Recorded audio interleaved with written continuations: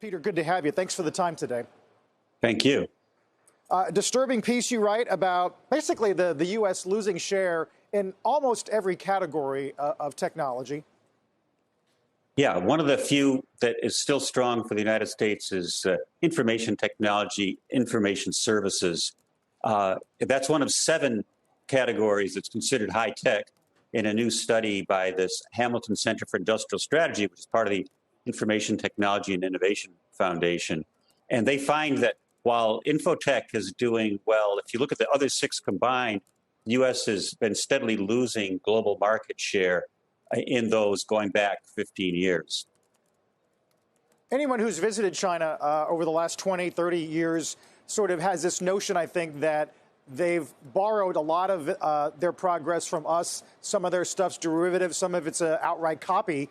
But your larger point is that, I guess, in some ways, they are achieving a type of escape velocity, for example, in automotive and EVs, and that opens us up to some sort of economic aggression down the road. Well, that's the fear. In a perfect world where all that mattered was making a living and everybody was at peace, it wouldn't matter so much if the U.S. made computer chips or potato chips, if we made movies about fighter jets or we made the actual fighter jets. But when there is the threat of economic or physical aggression, then you sort of want to control key technologies. And the U.S. is at some risk of losing control of some of the key technologies that will be important in a world of potential conflict with superpower rivals. Peter, when you pull back the covers a bit on this, advanced process technology, semiconductors, still an area where the U.S. has a lead. Also, software platforms, networks, consumer networks, even enterprise software platforms and cloud platforms generally have the lead. But particularly on semiconductors, the CHIPS Act still hasn't been fully implemented and funded. Based on all of this, how important do folks like the Hamilton Center, do the people who you're speaking to, how important do they think that is?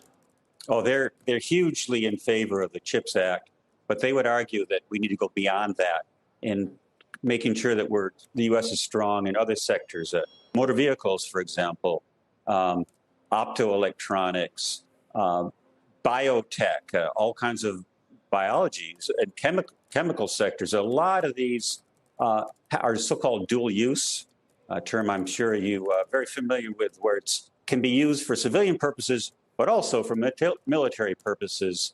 And you don't want to not have a strong industrial base in those technologies.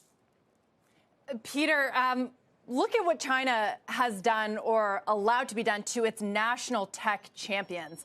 I mean, you look at Aditi, which all but left for dead because of regulation from Beijing, also hurting Alibaba. And then there's Huawei, right, which was inflicted, the pain there, by the U.S. in terms of those export bans. But there's an idea here that we don't know Beijing's intentions, and they're willing to sort of smack down any sector. Is that something that we're underestimating, that in the long run, and also turn its tech companies, nationalize them? That's a risk, right, that may never fulfill that potential.